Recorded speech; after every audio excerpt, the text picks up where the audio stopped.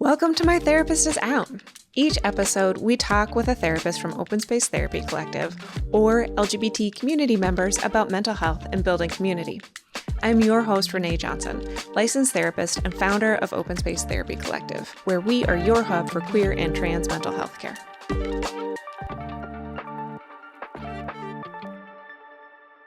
As we dive into today's topic, please keep in mind that this is a mental health podcast. We will talk about sensitive and difficult issues that are not appropriate for all audiences. Please take care while listening. Welcome back to My Therapist is Out.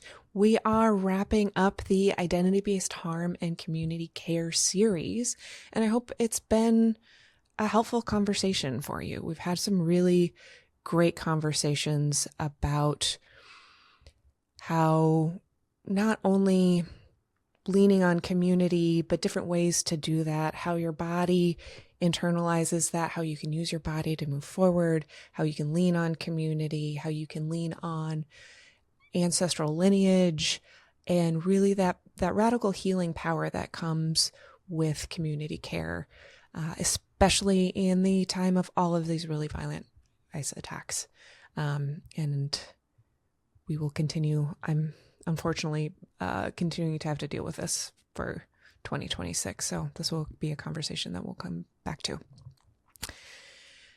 For today, as we wrap this up, I have the lovely, wonderful, amazing Kristen Crowe with me today as we answer some questions that we've gotten in that really align with what we've been talking about. So Kristen, good to see you. Thanks for being here. You too. Happy to be here. Any thoughts or reflections after wrapping up the identity-based harm and community care series? I think that was a really timely topic to dive into right now. And it felt, even nice to be in community, just talking about it and just having like a really honest conversation about what was going on. So, yeah, agreed. Okay, let's dive in. So, first question. I feel exhausted all the time from just existing as a queer person right now. How do I know what's my own stuff versus what's coming from the world being a lot? That's a tough question. I guess I'm not really sure how this will land in other folks' bodies, knowing how I work, using mine so frequently. But I guess it sits differently. Like the world being a lot kind of feels like something is sitting on me versus my own stuff feels like something heavy sitting within me. Like the pit in your stomach or like that kind of thing versus like an elephant on my chest. I think those feel kind of different to me. You're nodding, so I wonder if that resonates. Yeah, it does. And I'm trying to figure out what the feeling is. It's like when it's my stuff, it feels like something is trying to like wiggle within me and like find its footing or come out or adjust or whatever, kind of like when you've outgrown your pants. And when it's external stuff, it feels more like I feel really sluggish. Like it's hard to move. It's hard to know what to do next. It's hard to like walk through the mud. And obviously there's a big mix of stuff in here too, because my response to both of these things can be like fiery action. We're got to do all of this stuff right now and a lot of urgency. And so trying to stay out of that response space and like sit back into where is this happening? And often it happens at the same time, right? Yes. Like, there's a lot of how I am talking about my own identities with people who are safe or unsafe, and that level of safety may be directly related to what's happening in bigger society. So you hit these points where it's both. Yeah, absolutely. Because you can see yourself out there and all of your, how that stuff, even if it's not happening I mean, it's happening in front of all of our faces, but like to your own person at this moment, like it just hits different. Yeah. It does. I mean, even, I feel like I've said this a few times, but being somebody named Renae from Minneapolis, having Renae just got shot in my hometown, who is a queer woman who looks like she could probably be one of my cousins, like really fucked with my head for like when that was first happening for that couple weeks, and really got me spinning because it was the both and. It was like a direct identity piece, and it was hometown safety stuff, and the fact that this is happening because all of the violence from the government is coming.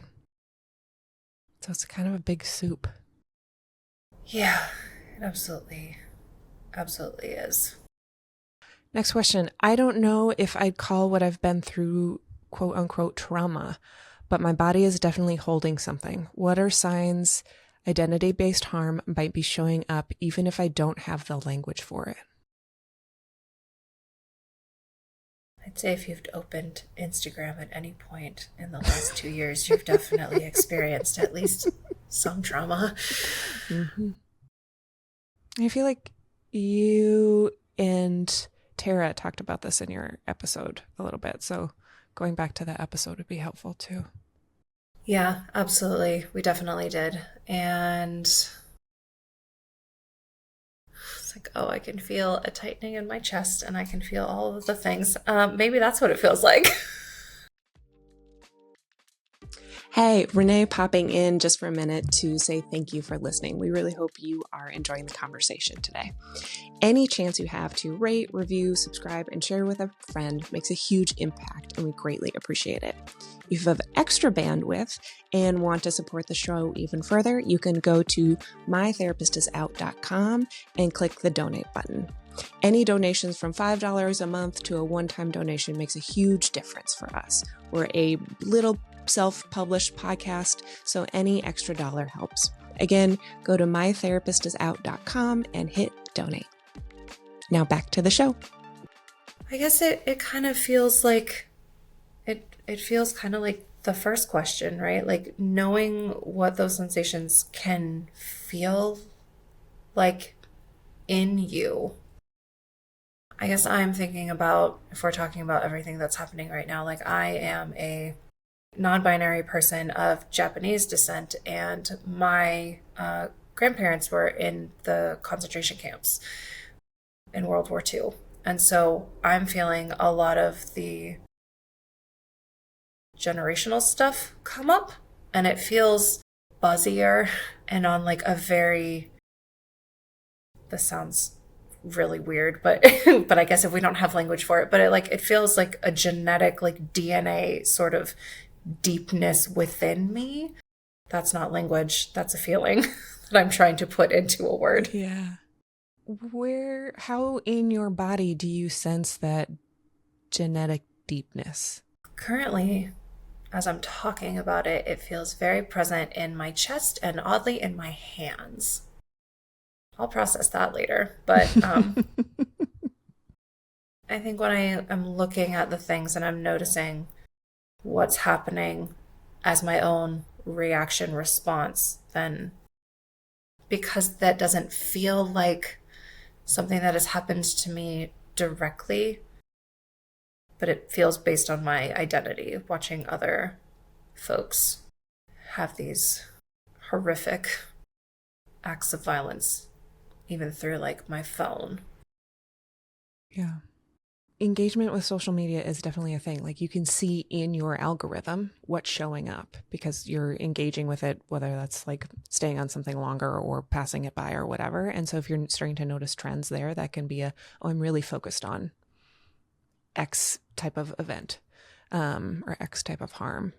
There's also like panicky feelings or like a lot of, fear, safety, like feelings that I tend to get in my chest when I'm like spending a lot of time in in these identity-based harm places and not enough time rooting in community, my own creative practices, building something, all of those things that help me function. And so there's also the balance of this is going to happen, and are you spending all of your time in these harm-based places in compared to the healthy, safety, proactive places? And I guess I also want to acknowledge that even if you're spending times in like the healthy, proactive places, like if you are within your own community, sometimes that fear gets passed around. Can you say more about that? What that might look like? I go to teach my dance classes, and we are all a bunch of queer people, and a lot of us are people of color. And while there are times that we do get to just be with each other and enjoy those things and movement and joy and all of that, sometimes if somebody has witnessed something horrific in their own personal life, like we can be in community and we can hold that, but it also can get passed around of like something else you've seen and something else that's happened. And because it's also deeply connected to one another, sometimes it gets a little out of control before it can be reined back in. Yeah, that group spin out can be very real. Mm-hmm. Especially when you're neurodivergent and that sense of justice kicks in. Mm-hmm. Okay, one more. I want to show up for my immigrant and queer neighbors, especially with everything going on, but I'm scared of doing it wrong. How do I help without being performative or centering myself? I feel like I've had this conversation a lot lately. It's a big one, and I'm glad it's happening. Mm-hmm. And there's a lot of conversations where people of color are saying like, I am pissed, exhausted, over it, that we're back again where like white people are paying attention and like being like, oh, I'm here now, and wanting to get a lot of that attention or wanting to lean on their POC queer friends to help catch them up, and asking those friends of yours that share different identities to do the emotional labor that you should have been doing for the last however long you've been alive. Mm-hmm. Yeah. That's not okay. Mm-mm. You can find, cis white, more het leaning people and activists who are, or people who share your identities who have been doing this work longer, and relying on them instead of people who hold more marginalized identities. Mm-hmm. Yes. Once you've gotten some of that education in those spaces, when you do show up, because I hope that you are in those spaces, like the difference between like letting yourself be called in versus feeling defensive, like you're getting called out, and just realizing that like the communities that are actively being harmed do need and want specific things, and it's okay to fuck up as long as you're gonna own it and do some repair and do the right thing. Mm-hmm. But getting defensive and then like throwing it away, like not helpful. Mm-hmm. Also, like in those spaces, showing up and expecting to take a leadership role is pretty jacked. There's people who have been doing this for a long time, are of the communities being attacked that are already organized and doing it. And so showing up as a way to help and following the lead and lending the hand, whether that's protesting, donating money, running groceries, like whatever your lane is find a group that's already in action and doing what you feel aligned with, and joining them instead of trying to jump in and lead something, because you're coming where you might be very expert in your career field or in your friend group or whatever. You're not coming in at the same level.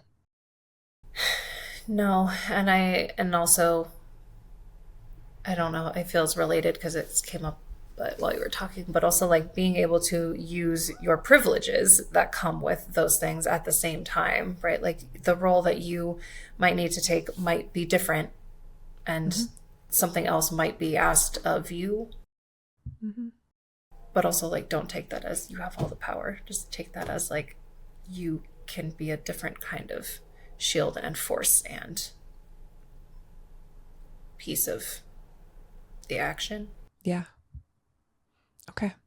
We will end it there for part 1 of the Q&A. We'll be back in 2 weeks with part 2.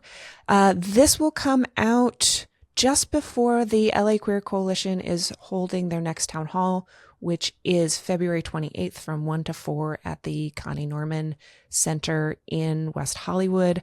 Please come. It's free. You can just show up and participate. We are going to have a 2-part workshop from Raw Power, which is a de-escalation and self-defense group.